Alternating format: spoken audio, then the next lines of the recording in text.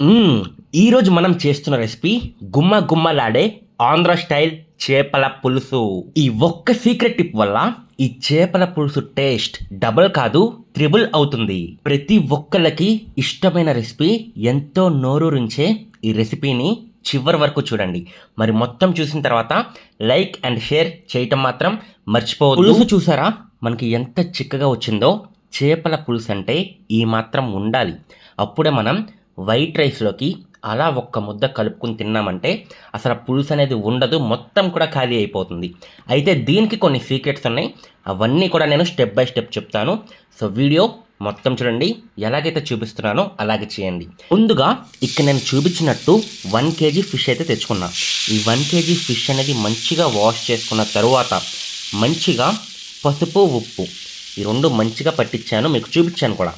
ఈ రెండు అంతే, ఇంకేమీ దీనికి మసాలా అనేది యూజ్ చేయం స్టార్టింగ్. ఈ పసుపు ఉప్పు ఈ రెండు కూడా బాగా పట్టించిన తర్వాత ఒక్కొక్క స్పూన్ సరిపోతుంది. మంచిగా పట్టించిన తర్వాత నేను ఎలాగైతే ఫ్రై చేస్తున్నానో ఒక 4 స్పూన్స్ ఆయిల్ వేసుకొని ఈ విధంగా ఫ్రై చేసుకోండి. ఈ విధంగా ఫ్రై చేయటం వల్ల మనకి ఫిష్ అనేది కొంచెం క్రంచీగా అవుతుంది. పులుసులో వేసిన తర్వాత బాగా ఉడుకుతుంది.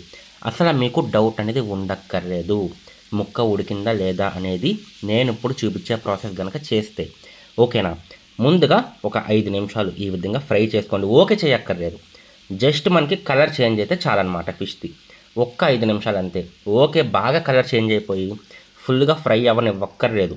ఓకేనా? ఈ విధంగా మంచిగా ఫిష్ కలర్ చేంజ్ అయిపోయిన తర్వాత నేను తీస్తాను. ఒక 5 నిమిషాలు అంతే. ఇక్కడి నుంచి నేను మీకు ఈ కర్రీ ప్రాసెస్ చూపిస్తాను. సింపుల్గా స్టార్టింగ్ ఒక 8 to 9 స్పూన్స్ ఆయిల్ వేసుకోండి. 8 to 9 స్పూన్స్ పడుతుందండి, ఎందుకంటే ఫిష్ కర్రీ కదా, ఆయిల్ కొంచెం ఎక్కువే పడుతుందన్నమాట. అప్పుడే మనకి టేస్ట్ అనేది బాగా వస్తుంది. అలా అని ఓకే అక్కర్లేదు, ఒక 8 to 9 స్పూన్స్ సరిపోతుంది. ఒక 2 ఆనియన్స్, 1 kg ఫిష్ కదా, 1 kg ఫిష్కి ఒక 2 ఆనియన్స్ వీలైనంత సన్నగా కట్ చేసుకోండి. నేను ఇక్కడ సీక్రెట్స్తో సహా చెప్తున్నాను. స్టెప్స్ 1 2 స్టెప్స్గా మనమైతే వెళ్దాం. స్టెప్ నెంబర్ 1లో మనం ఏం చేస్తున్నాం, ఒక 2 ఆనియన్స్ వీలైనంత సన్నగా కట్ చేసుకున్నాను. ఒక 4 మిర్చి బారుగా సన్నగా కట్ చేసుకుని వేసుకున్నాను అనమాట. ఇక్కడ సీక్రెట్ నెంబర్ 1 ఏంటంటే, ఇప్పుడు మనం వేసిన ఆనియన్స్ కానీ మిర్చి కానీ ఆనియన్స్ అనేవి ప్యూర్ గోల్డెన్ కలర్ వచ్చేంత వరకు మనం ఫ్రై చేయాలి. పచ్చిగా ఉంచకూడదు. మనం ఎప్పుడైతే బాగా గోల్డెన్ కలర్ వచ్చేంత వరకు ఫ్రై చేస్తామో గ్రేవీ అనేది మనకి చాలా బాగా వస్తుంది, మంచిగా చిక్కగా వస్తుంది అనమాట. ఇది ఫ్రై అవుతున్న టైంలోనే 1 స్పూన్ పసుపు అయితే వేసుకున్నాను, కొద్దిగా సాల్ట్ అయితే వేసాను. ఒక 1/2 స్పూన్ సాల్ట్ అయితే సరిపోతుంది. ఈ రెండు వేసి మనం ఫ్రై చేయటం వల్ల ఏంటి యూజ్ అంటే, ఆనియన్స్ అనేవి ఒక మంచి ఫ్లేవర్ వస్తాయి. ఈ రెండు వేయకుండా మీరు కనుక ఫ్రై చేస్తే మనకి సప్పగా ఉంటుందన్నమాట. కొంచెం అంటే ఏ ఫ్లేవర్ ఉండదు కదా, అంత రుచి రాదు. రెండు వేసుకుని ఫ్రై చేసుకుంటే మంచి ఫ్లేవర్ అయితే వస్తుంది. ఇవి మంచిగా ఫ్రై అవుతున్న టైంలోనే ఒక 10 నుంచి 15 ఆకులు కరివేపాకు అయితే వేసాను. ఫ్రెండ్స్, మీరు ఎప్పుడు చేపల కూర అనేది ఎప్పుడు చేయకపోయినా సరే ఈ వీడియో కనుక కరెక్ట్గా మీరు చూసారంటే ఈజీగా వచ్చేస్తుంది. ఇందులో మనం మసాలాస్ కూడా పెద్దగా వేయం. దీనికి మనకి ఇంపార్టెంట్ ఏంటంటే చింతపండు పులుసు, దానితో పాటు దీనికి వాడే ఒక మసాలా కూడా పెద్దగా ఏమీ ఉండదు. నేను మీకు చూపిస్తాను కదా, ఒక్కసారి చూపించినట్టు సేమ్ ఇలాగే చేయండి, చాలా బాగా వస్తుంది. మీరు ఎప్పుడు కుకింగ్ అనేది అసలు ఎప్పుడు చేయకపోయినా సరే సింపుల్గా చేసేస్తారు. ఓకేనా? 2 ఆనియన్స్ మంచిగా ఫ్రై అయిపోయినాయి. ఇందులోకి ఒకే ఒక టొమాటో నేనైతే తీసుకున్నాను.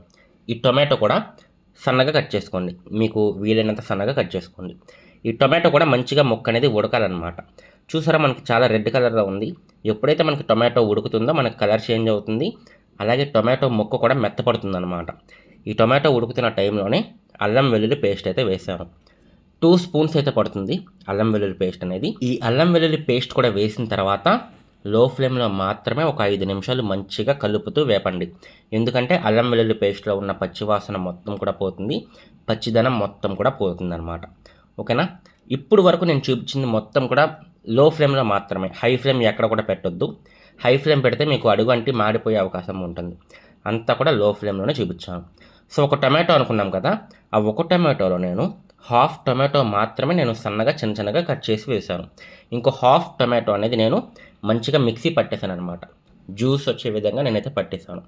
ఇలా ఎందుకు చేస్తున్నామంటే మనకి గ్రేవీ అనేది చాలా చిక్కగా వస్తుంది ఎప్పుడైతే మనం ఈ విధంగా మంచిగా సగం టొమాటో అనేది ఎప్పుడైతే మిక్సీ పట్టి వేస్తామో గ్రేవీ అనేది చాలా చిక్కగా వస్తుందన్నమాట. ఈ టొమాటో కూడా వేసిన తర్వాత టొమాటో జ్యూస్ ఏదైతే చేసామో ఇది కూడా వేసిన తర్వాత లో ఫ్లేమ్లోనే ఇది కూడా మంచిగా ఉడికేటట్టు ఒక్క 5 నిమిషాలు లో ఫ్లేమ్లో మంచిగా ఉడికించండి. ఇక ఇందులో సింపుల్గా చెప్పేస్తాను, మసాలా పెద్దగా ఏమీ ఉండదు. అయితే దీనికి ఇంపార్టెంట్ చింతపండు పులుసు అనమాట, చెప్తాను అది కూడా.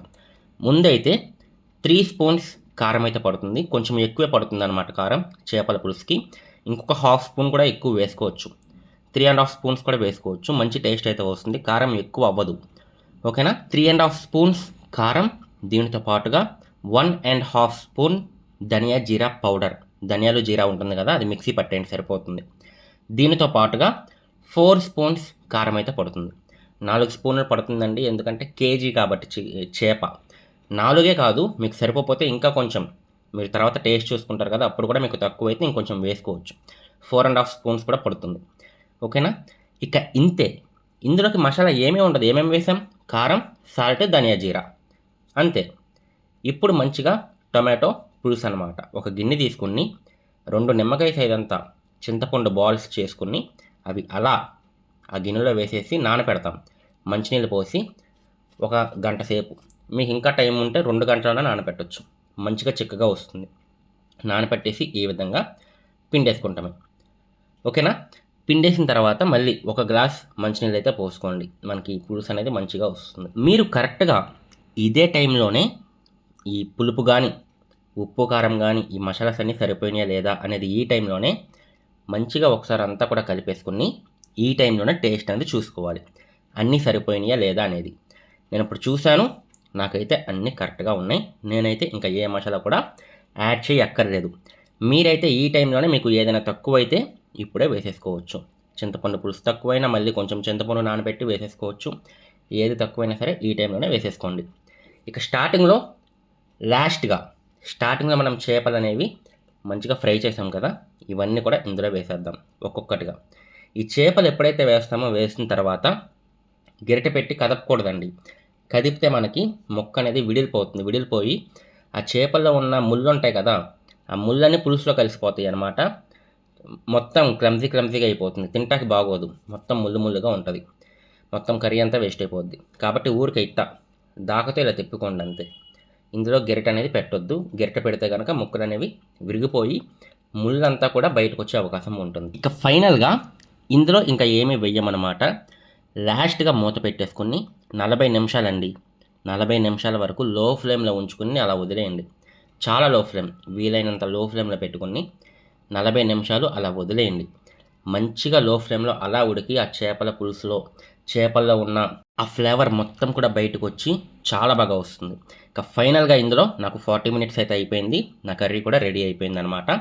ఒక్కసారి మంచిగా తిప్పేసుకొని కొత్తిమీర వేసుకున్నామంటే ఇక మన కర్రీ అనేది రెడీ అయిపోయినట్టే. ఇది మంచిగా వేడిగా వైట్ రైస్లోకి ఉంటుంది, చాలా బాగుంటుంది. సింపుల్గా అయిపోయింది కదా. మరి ఇలాగే మీరు కూడా ట్రై చేసి మీకు ఏ విధంగా వచ్చిందనేది కింద కామెంట్ సెక్షన్లో చెప్పడం మర్చిపోవద్దు. మరి నెక్స్ట్ వీడియోలో ఏం రెసిపీ చేయమంటారు అనేది కూడా కామెంట్ సెక్షన్లో చెప్పండి. ఓకే, మరి నెక్స్ట్ వీడియోలో ఇంకొక మంచి రెసిపీతో కలుసుకుందాం. అంతవరకు బాయ్.